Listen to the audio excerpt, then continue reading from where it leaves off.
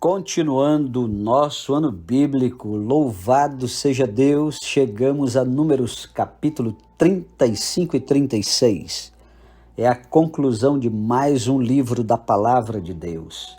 Capítulo 35, as cidades dos levitas. Disse mais o Senhor a Moisés, nas campinas de Moabe, junto ao Jordão, na altura de Jericó. Dá ordem aos filhos de Israel que, da herança da sua possessão, deem cidade aos levitas, em que habitem, e também em torno delas dareis aos levitas arredores para o seu gado. Terão eles estas cidades para habitá-las, porém os seus arredores serão para o gado, para os rebanhos e para todos os seus animais. Os arredores das cidades que dareis aos levitas, desde o muro da cidade para fora, serão de 1000 côvados em redor. Fora da cidade, do lado oriental, medireis 2000 côvados. Do lado sul, 2000 côvados. Do lado ocidental, 2000 côvados. E do lado norte, 2000 côvados, ficando a cidade no meio. Estes lhes serão os arredores das cidades. Das cidades, pois, que dareis aos levitas, 6 haverá de refúgio, as quais dareis para que nelas se acolha o homicida. Além destas, lhes dareis 42 cidades. Todas as cidades que dareis aos levitas serão 48 cidades, juntamente com seus arredores. Quanto às cidades que derdes da herança dos filhos de Israel, se for numerosa a tribo, tomareis muitas. Se for pequena, tomareis poucas. Cada um dará das suas cidades aos levitas, na proporção da herança que lhe tocar. Disse mais o Senhor a Moisés: fala aos filhos de Israel e dize-lhes: quando passardes o Jordão para a terra de Canaã, escolhei para vós outras cidades que vos sirvam de refúgio, para que nelas se acolha o homicida que matar alguém involuntariamente. Estas cidades vos serão para refúgio do vingador do sangue, para que o homicida não morra antes de ser apresentado perante a congregação para julgamento. As cidades que derdes serão 6 cidades de refúgio para vós outros. 3 destas cidades dareis deste lado do Jordão, e 3 dareis na terra de Canaã, cidade de refúgio serão. Serão de refúgio estas 6 cidades para os filhos de Israel, e para o estrangeiro e para o que se hospedar no meio deles, para que nelas se acolha aquele que matar alguém involuntariamente. Todavia, se alguém ferir a outrem com instrumento de ferro, e este morrer, é homicida. O homicida será morto. Ou se alguém ferir a outrem com pedra na mão que possa causar a morte, e este morrer, é homicida. O homicida será morto. Ou se alguém ferir a outrem com instrumento de pau que tiver na mão, que possa causar a morte, e este morrer, é homicida. O homicida será morto. O vingador do sangue, ao encontrar o homicida, matá-lo-á. Se alguém empurrar a outrem com ódio ou com mau intento lançar contra ele alguma coisa e ele morrer, ou por inimizade o ferir com a mão e este morrer, será morto aquele que o feriu. É homicida. O vingador do sangue, ao encontrar o homicida, matá-lo-á.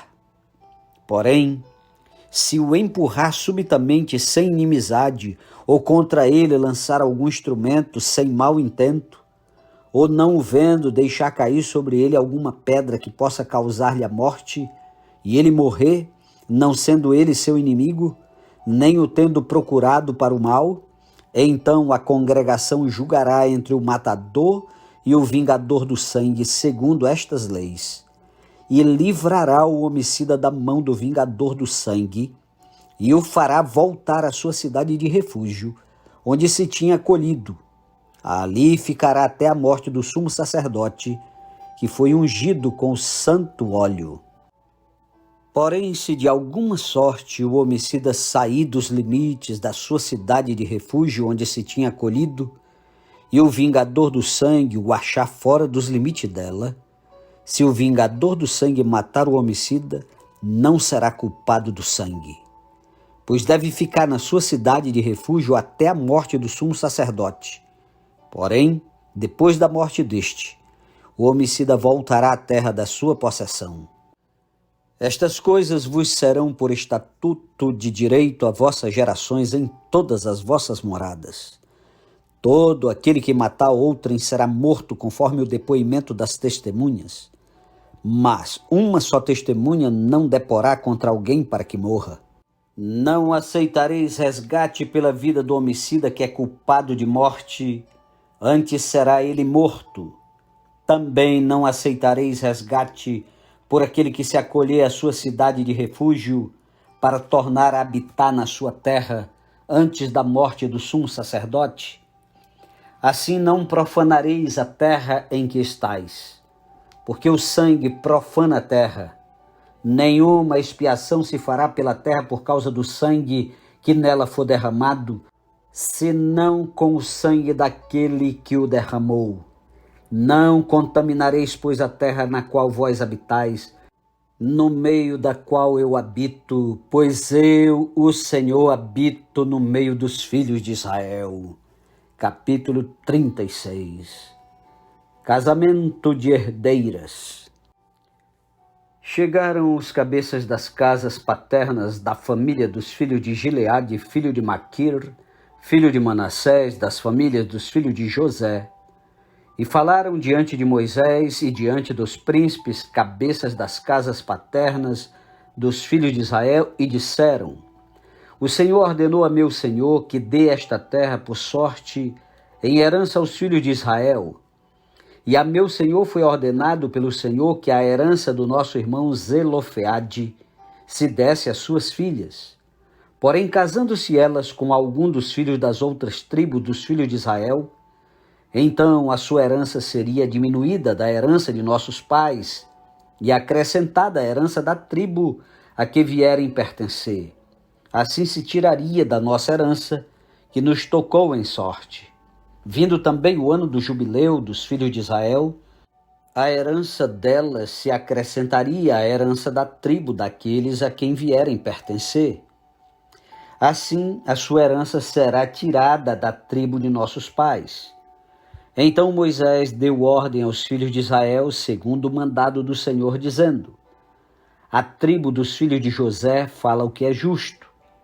Esta é a palavra que o Senhor mandou acerca das filhas de Zelofeade, dizendo: Sejam por mulheres a quem bem parecer aos seus olhos, contanto que se casem na família da tribo de seu pai.